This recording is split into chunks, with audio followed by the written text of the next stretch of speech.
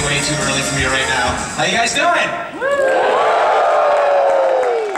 see about 4,000 DSs out there. Good morning and welcome to PAX. And I had to choose that song because it pretty much goes with everything. So welcome. I'm that guy who's unemployed and talks a lot of crap online these days, apparently. And I think Gabe and Tycho kind of burned through all the cool nerds when they asked me to do this, because they got Will Wheat and they got Jaffe and they're like, oh, I guess we'll finally go with Cliffy. I mean, I was honestly expecting to do like PAX Midwest in 2034 or something like this. I mean, it means a lot for me to do this keynote. I mean, wait, story time. That's why we actually have a cozy fire on my slide deck. And gather around. And when I decided I want to tell a story, I thought about everything that I've done and everything I've said in my life, and I decided that it's time to get personal. I want to tell you a personal story. Dun dun dun. And for me, nothing. You can't see the slides? Nope. Dun dun dun. Now imagine I'm showing a slide of New England. Very picturesque, covered bridges and things like that. So now that that's in your head, you can Google image that, by the way.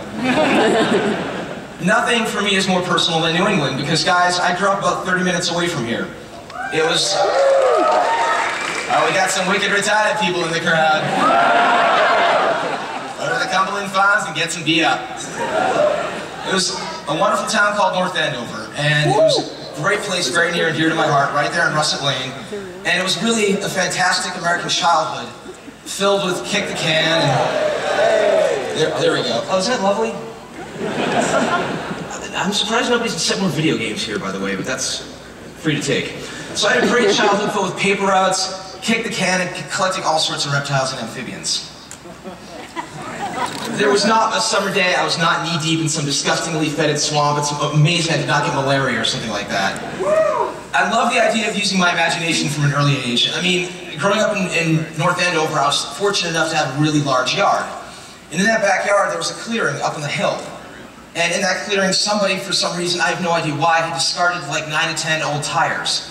And I decided every day before school during the warm months, clearly there's not a lot here, I would go and lift up the tires and look for snakes. And half the time I would find one, and I would take these snakes, and I would keep them as pets in the house. Usually the basement, mind you. But my mother really never knew about this. I never told her. The funny thing was, some of those snakes kind of escaped, and we never found them, but luckily nobody ever got bit. And thankfully, by the way, as a kid, I knew to actually do my homework to know which snakes were venomous and which ones were not, otherwise I would not be here with you guys today.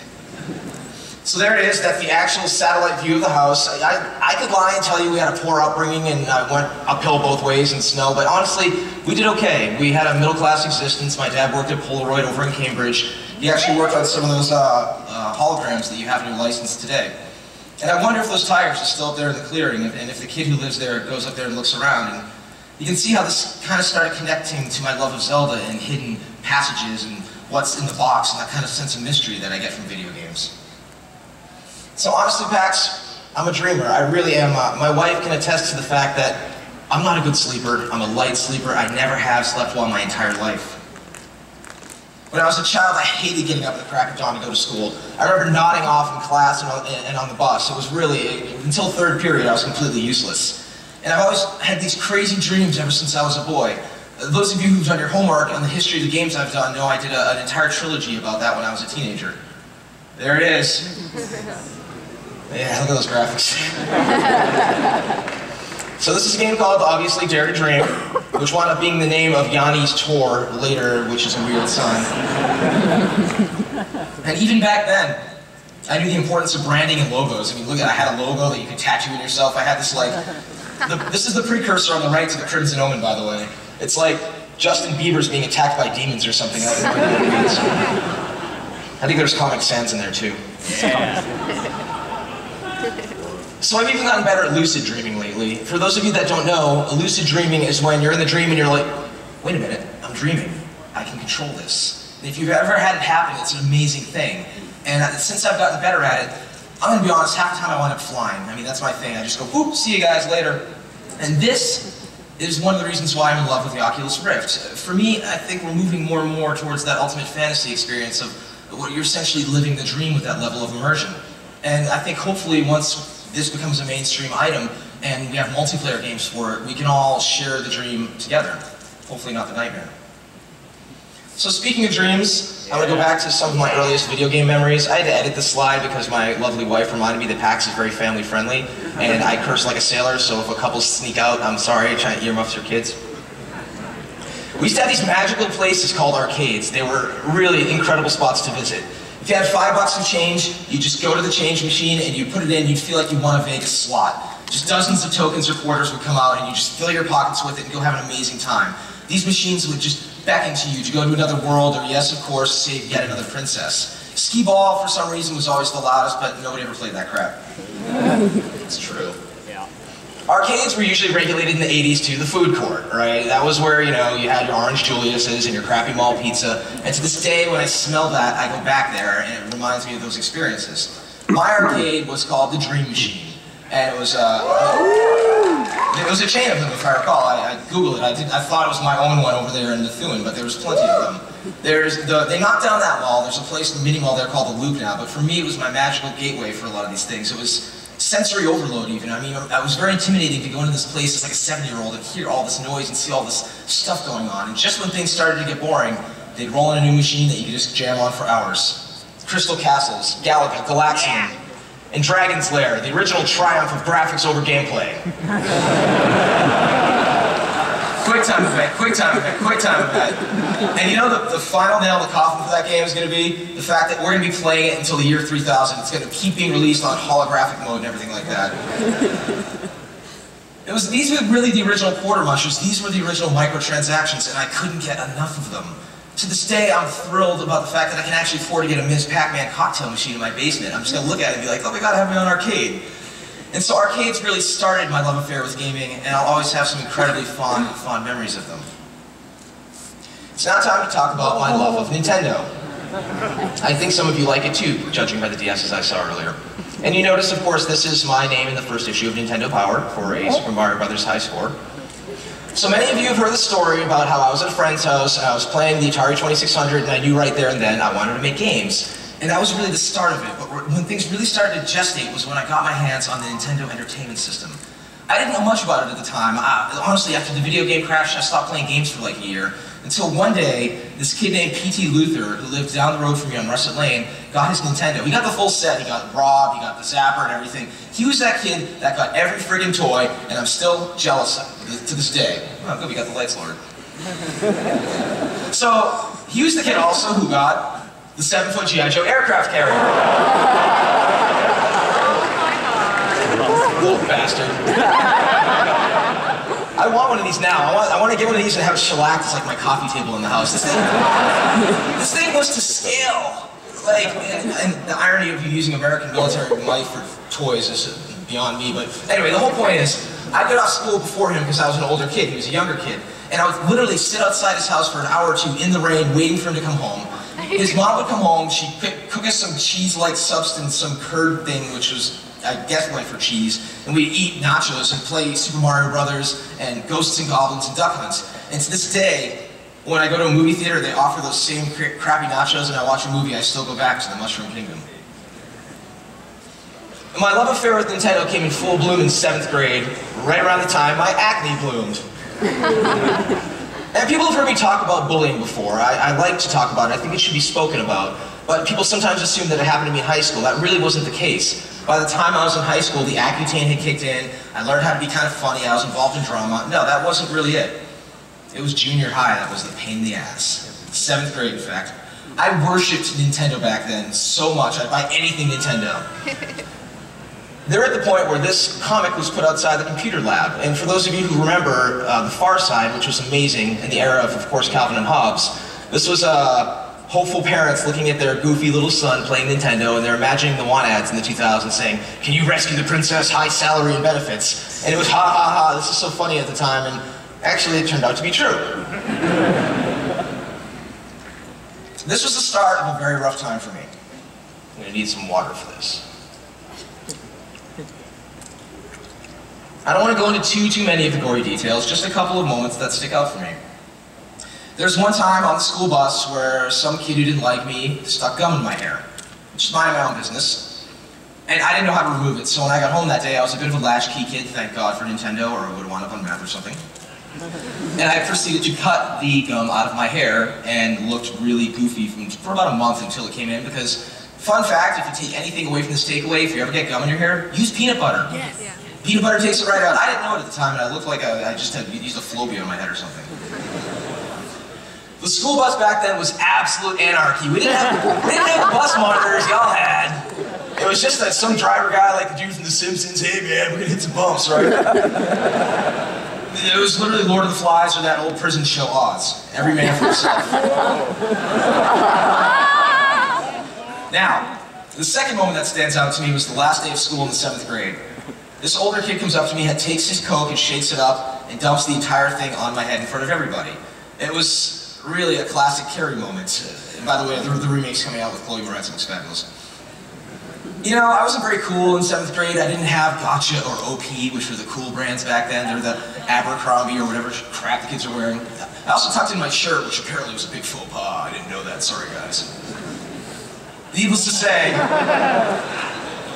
I lost it. In front of everybody, the tears welled up. Time seemed to slow down. Thank God I wasn't telekinetic at that time, because I am now. I was about a good mile from my house, and I couldn't deal with it anymore. I ran up to the front of the bus, and I asked the bus driver to stop the bus and let me off. Right as I was doing this, someone in the back of the bus yelled out to much acclaim and laughter, "Hey look, Nintendo boy's running home to his Nintendo." I then cut through the woods, past the pond that I'd spent so much time catching frogs and snakes at, and went home to shower and clean up.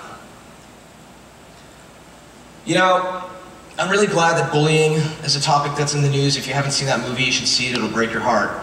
I don't think any child should ever be forced to off themselves over some crap like this. And you know, adults who go to work for the majority of the time aren't being hurt or beaten up or having sugary goods put into their hair. But I have to be honest with you guys.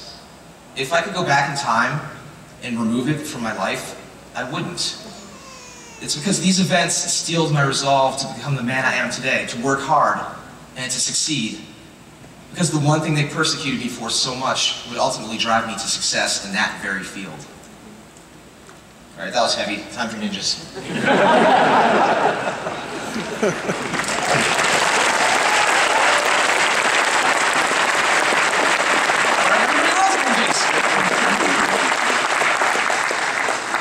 Man, you guys are all white.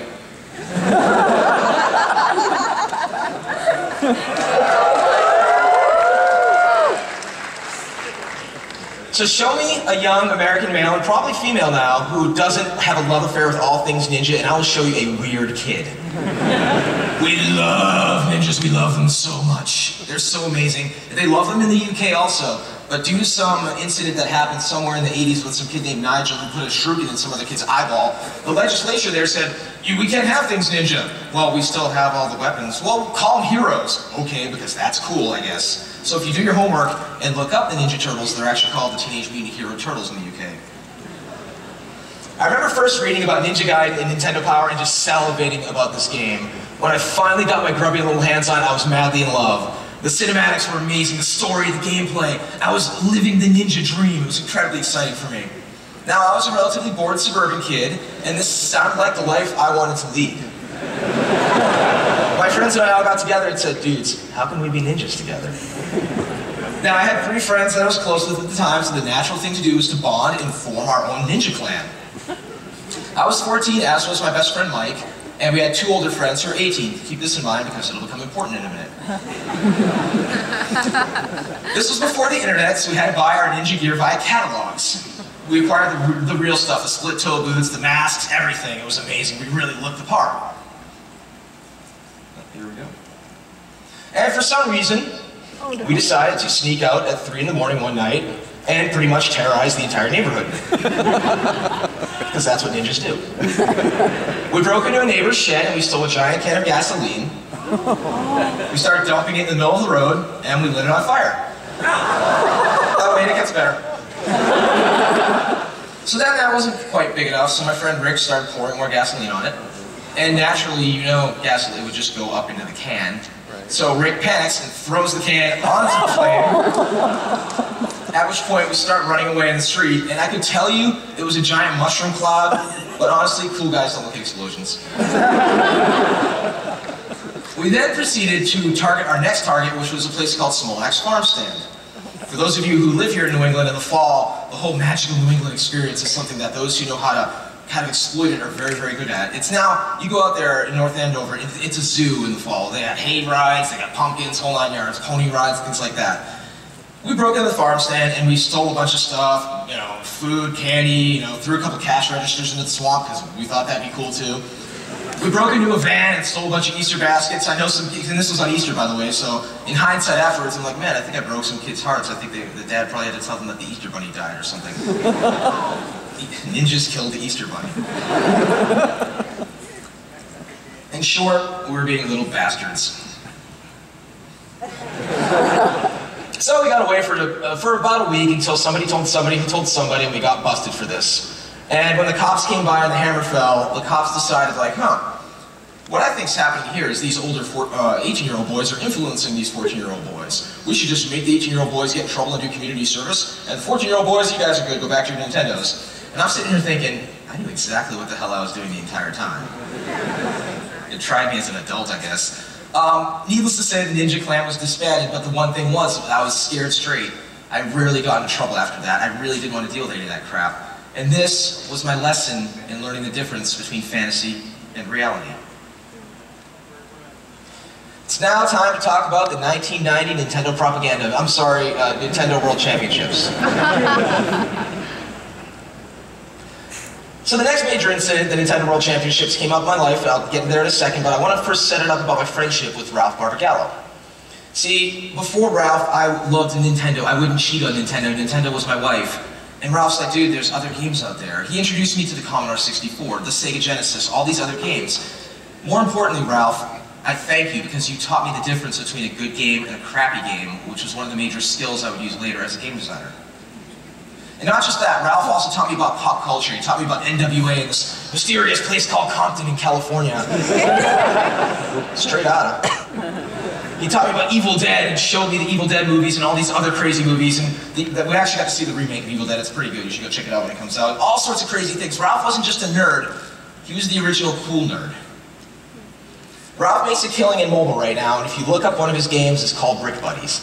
Now, I think it started off as a joke, because much like the pet rock, you have a pet brick. This is true. Look it up on the App Store. And you can then buy a cake for your brick, or a sombrero, or beads. And you can give it all sorts of, and you can stroke it and level up your brick, and your brick gets happier.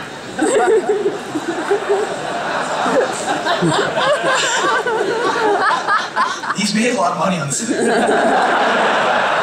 And I'm like, so I'm on Facebook, and Ian Bogosian made Cow Clicker, which actually became a hit, but it was meant to be an ironic game. And then Ralph, I'm like, you guys need to hang out, because you're on some next level stuff right here. So needless to say, as a Nintendo fanboy, I stayed up on all things Nintendo. I would wait outside my mailbox waiting for Nintendo Power to come. I can still smell the ink on the pages. When I first saw the Mega Man 2 bosses, my mind was blown. Everything, you know, Howard Phillips and Nestor, all that stuff. And when I first learned of the Nintendo World Championships, I'm like, day freaking one, I'm making it to that. So it turns out it was over at the Worcester Centrum, which is now, I believe, the DCU Center over there, still standing. Yeah, everything's a corporate name now, you gotta love it. And you had to play 3 games. Those of you who are old enough to remember, or have done your homework, you remember it was first Super Mario Brothers level, then Rad Racer, and then the mother of all puzzle games, Tetris. Still, Tetris is awesome, I still love it and play it. Ralph and I showed up there and we were blown away. It was absolutely incredible.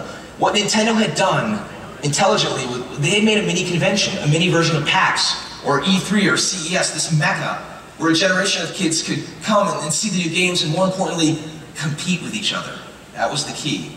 I went in and I started doing my thing in a whirlwind that went by in a blink. I wound up advancing. Before I knew it, I was in the finals with this other kid named Jason. This was, seriously, this was The Wizard. The bad Fred Savage movie, don't look it up if you haven't seen it. Needless to say, I choked. I can tell you I won, but I absolutely choked. You know, I never liked the controls in Rad Racer. It was a terrible game, I'm going to say it right now. It was like Nintendo's like, racing, we need one of those. Let's make it Rad Racer because it's radical. I'm bitter over that. Jason pulled ahead in Tetris, and I lost. The damage was done. For my troubles and my efforts, I got a free copy of Super Mario Brothers 3. Pretty good at the time, right? It's a, you know, good thing to score, and Jason went on for the rest of his life, and that was that. The big thing was I tasted several things that day. I tasted the glitz and glamour of a video game convention. I'd later be addicted to PAX, E3, GDC, and all of these shows. I love them. Every time I go to them, I see friends that I haven't seen in years. It's amazing. I'd learned the thrill of competition and the agony of defeat. And the skills that I had and learned playing that game in front of that crowd would directly translate to later when I would have to demo Gears of War at E3 in front of thousands of journalists. I also learned that in order to win, you have to lose first, in order to have that hunger to make you win. The other thing I earned was pride from my father.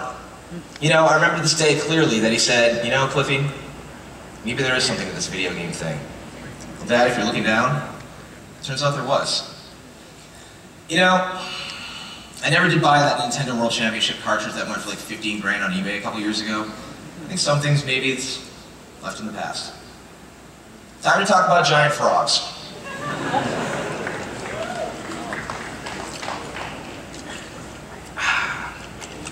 Pee really bad when I got here.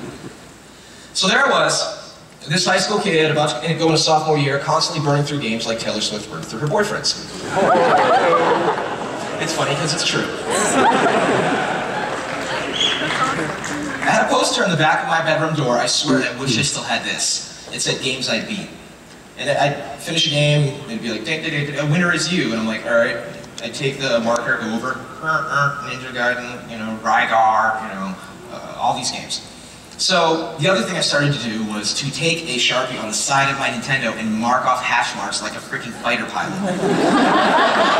And that's the actual Nintendo. You can see there's a Mario sticker on there, there's a Zelda sticker, yeah, another Mario one as well. And I still have that in a box at my house. I'm going to put it up somewhere and kind of frame it as like my own personal history, because I had a lot of spare time back then, apparently. There's one game I couldn't beat called Athena by SNK. It was the buggiest pile of crap you've ever seen. Like halfway through the game, kill screens would start popping up, and like pixels would start vanishing, the game would slow down, the frame rate. I still hate this game to this day. I wish it never existed, and it was the bane of my existence. I hate you, Athena. But actually, there was another game I never beat. It was this game called Blaster Master. It was one of those perfect, here's the experience you as a suburban kid wish you had. Now let me walk you through this real quick, for those of you who don't know. Okay, I'm going to put down the slide clicker for a second. Now, I didn't create this image, by the way. It turns out I wasn't the only one who had this thought about this opening cinematic. Thanks to saving the work, dude, at IGN. So here's a boy, a suburban kid. He's got a frog. I'm like, oh my god, that's me. I have frogs. I collect frogs. And he has the frog in what looks like this giant BJ's tub of mayonnaise. It's not a very big terrarium, by the way, and that's a pretty big frog. The frog's like, kill me now. One day the frog jumps out and the kid's like, oh no, froggy. And I'm like, dude, if you have a frog, you put a lid on it. Or you poke some holes or the frog's gonna die. This is basic kid frog logic 101, people. So the frog then jumps out to the front yard, top right panel, where there happens to be a Maytag washer filled with nuclear waste. And also, I love that the pixel artist put this like crater around it, like it fell from a military plane or something. And the frog's like, sweet, nuclear waste, and he jumps over and he goes towards the nuclear waste, and he jumps on top of it. And he doubles in size immediately because, duh, that's what happens when you touch nuclear waste. Then the frog proceeds to go to this hole a few feet away, which is like a 100-foot hole next to the nuclear waste in the front yard. I'm like, what are these people living in Sinkhole, Florida? What is going on right now? The kid lands safely, boom, doesn't break a leg, nothing, he's fine, whereas right in front of him, there's a giant combination monster truck tank. Brand new, keys in the ignition, and a hazmat suit. Yeah, and then he goes on this underground adventure, fighting giant frogs and lizards and doing all sorts of awesome stuff, and I think I just realized where I got the idea for the hollow. Cool, it all makes sense now. That was amazing. So, I was about halfway through playing this amazing game when my brother comes upstairs on that beautiful August day and he tells me, Dad's had a heart attack. We have to go to the hospital. By the time we scooped up my mother in the car and made it there, the doctor came to us and informed us of his time of death. And I didn't have a good image for this, so I went with the Field of Dreams because it's like a daddy movie or something. This was a tough adjustment for me for a few years. My mother scooped us up and moved us to Southern California, which I thought was going to be like Beverly Hills 90210, and we'd hang out at the Peach Pit with Dylan, right? Now, it wasn't like that at all. I had to make some new friends, I had to start all over. Halfway through high school, this was rough. So what did I do? I had my mother take me to this new store called Target, which was new at the time, and I picked up a Super Nintendo. I'm like, this is right around the time Super Mario World came out. You know what? I might have been a junior in high school, but I wasn't going to stop gaming. I wasn't going to leave my first love behind. Thankfully, I also had this really cool uncle who was building his own PCs, and he hooked me up with this sweet 386 SX. Yeah, look at that sexy beast. The monitor was the size of a toaster. So it was on this PC I started making my own games, and in high school I was doing my schoolwork, I was making my games, I was participating in drama, and yes, I worked at McDonald's for a year. Now, if you haven't worked in fast food and you're a kid, you should. It will teach you a lot about hard work and how to respect people, so if you ever go through that drive-thru, you're not a dick. I would not trade that for the world. It was actually a relatively fun job. So the irony of my father's death that I later realized was that if my father had lived, he probably would have forced me to go to Northeastern University and become an engineer of some sort and never actually get to make video games. It took me a while to come to grips with that. It also took me a while to come to grips with the fact that, yes, I think my father would have actually been proud of everything that I've done, except for the launch of Gears 2's multiplayer. We fixed it. Well, their problem now.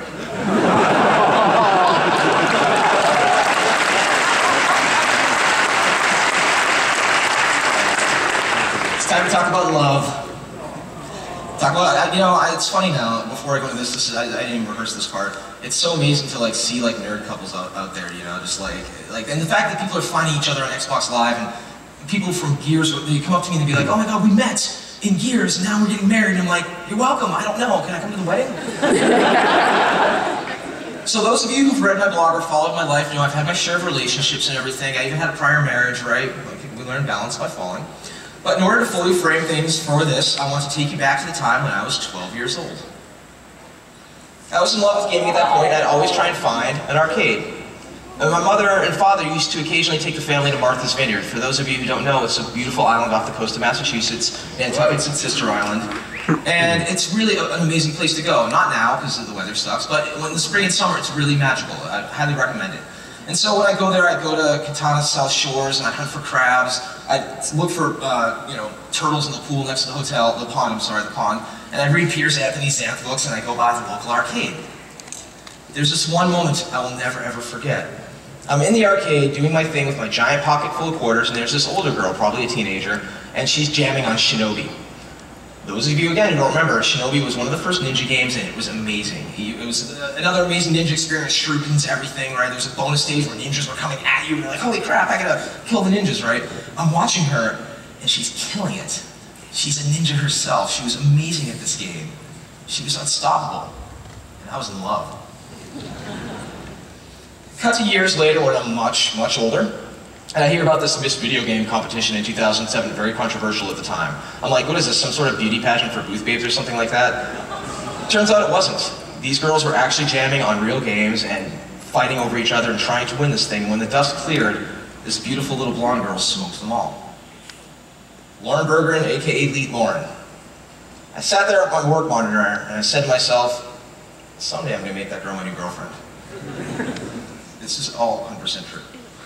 So, honestly, I didn't know if we'd connect. I didn't really know her, she didn't know me. I just knew that she was this beautiful nerd and I had to meet her someday. Years later, eventually, I reached out to her online, and she didn't know who I was. It turns out she knew who a lot of the pro gamers were. I think Fatality was trying to roll up on her at the time. I love you, Jonathan. So she's actually working at id Software, of all places, as a freaking build manager. I'm like, holy crap, really? And my first reaction is, I can't talk to you anymore. Epic and bitter rivals. Talk to you later. I let her sit and stew in that for 2 full days. And she's like, what the hell? Like, this doesn't like me? What is this? This is like years ago. And so, needless to say, I started talking to her and we clicked. Immediately. I brought her to Raleigh for 19 weekends in a row, long distance. She's racked up a lot of miles on that airline. And that was from Dallas.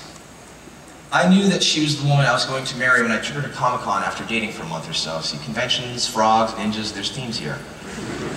We were leaving the convention center one evening, walking back to the hotel on that beautiful San Diego night, and I hear from behind me, yo, Cliffy, what's up? I'm like, hey, man.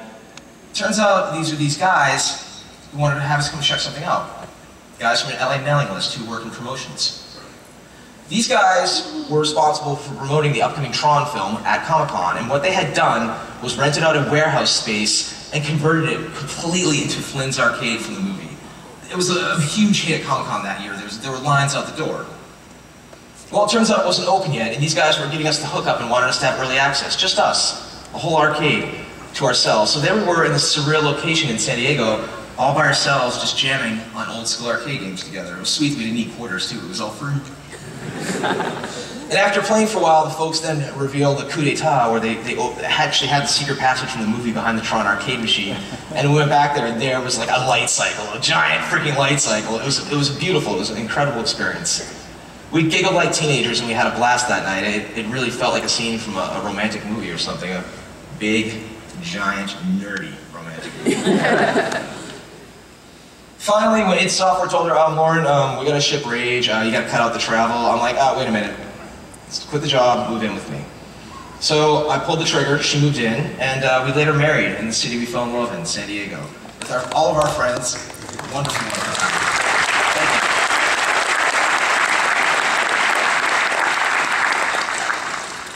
Thank you. I just got chills from that, that was cool.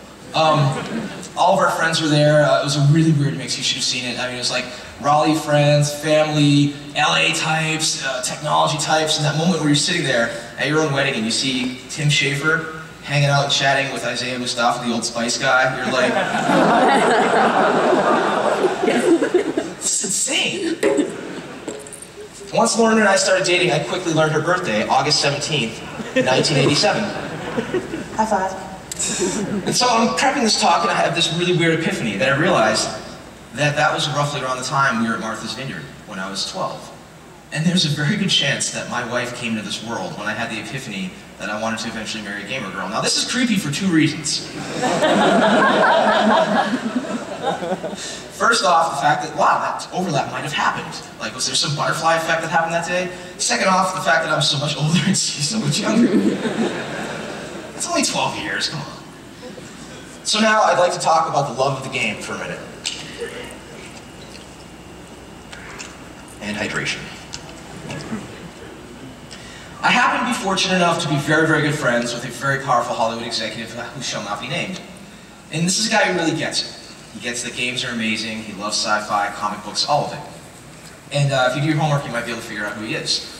And it's one of those things that he tells me stories when he goes to conventions like PAX or Comic-Con. He brings other film executives from other studios, and they'll go walk the floor in their suits, check everything out. And your average executive's like, look at that nerd in that costume. Look, it's Fat Princess Leia. Look at that. Oh, look, Twilight, we need one of those, right? Oh yeah, because that's how it works, dude. And I sit there and I hear that, and it breaks my heart, because my friend, the executive who gets it, looks at the other guys and he's like, you guys just don't get it, do you? Those executives who are clueless, they don't see the labor of love. They don't see the hundreds of hours that a cosplay put into their work, accidentally cutting, poking, and burning themselves to make this costume. This was a character that touched them so much that they want to be around their peers as this character. Strangers, they'd go to another city just to show off their love of the game. And then that moment when one of those cosplayers is able to meet the creator of their favorite character, that is pure magic. Ken Levine and I have become good friends over the years, so we're actually going to have dinner tomorrow night, and we're going to first be at the Irrational Fan Meetup. And I'm just so thrilled to see that moment where the girl who dresses up as Elizabeth, or I want to see how somebody pulls off the Songbird, or the Big Daddies, or the Little Sisters come up and they get to meet him and say hi and get a photo. For me, that's the pure magic. So when I look out here and I see all of your smiling faces, I realize that games aren't just experiences or services. They're almost really a religion. And by this comment, I don't mean to insult religion. Reddit atheism army, you guys calm down. I'm so angry. I'm so intolerant about your intolerance. It's just, I realized that for me, my personal religion is pretty much technology and games. I worship the pixel. I believe that technology has set us free, and video games in our culture are a wonderful, beautiful, unifying force. So in conclusion, what have video games done for me and what do they mean to me? Well, let's go through it quickly. They've provided endless hours of entertainment for me. They've taught me the difference between fantasy and reality. They've yielded an incredibly fruitful career that I'm very thankful for. They've given me many, many friends, all of whom I love very dearly. And they've given me the love of my life. And they showed my father, who passed all too soon, something I could do that he would be proud of. The average age of a gamer is about 38 now, which means many gamers are parents who are raising this next generation of gamers. That moment when I'm at a show like this and I see the dad dressed up in cosplay and he's got his little 8-year-old dressed up, I'm just like, squee, it's amazing. Now, I want to ask all of you a question. If video games were somehow tied to increased aggression, wouldn't we see fights spilling into the hallways at these shows? Fist fights, people kicking each other in the head? It's a funny thing about PAX, Comic-Con, Dragon Con, WonderCon, all of it. With the exception of one notable event at Comic-Con involving a pencil a few years ago that I'm not going to bring up. How many physical altercations or fistfights do you actually think we're going to see this week? None. Now take your average sporting event, and I'll ask you the same question.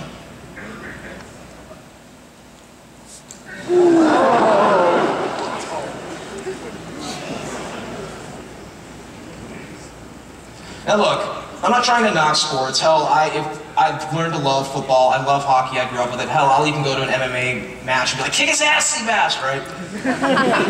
But we need to be reasonable here. We as gamers are, by and large, an incredibly peaceful nation. So you'll understand why I get a little bit offended when the medium that I've loved my entire life and has shaped who the man I am comes under fire by out-of-touch white people looking for ratings. We should all...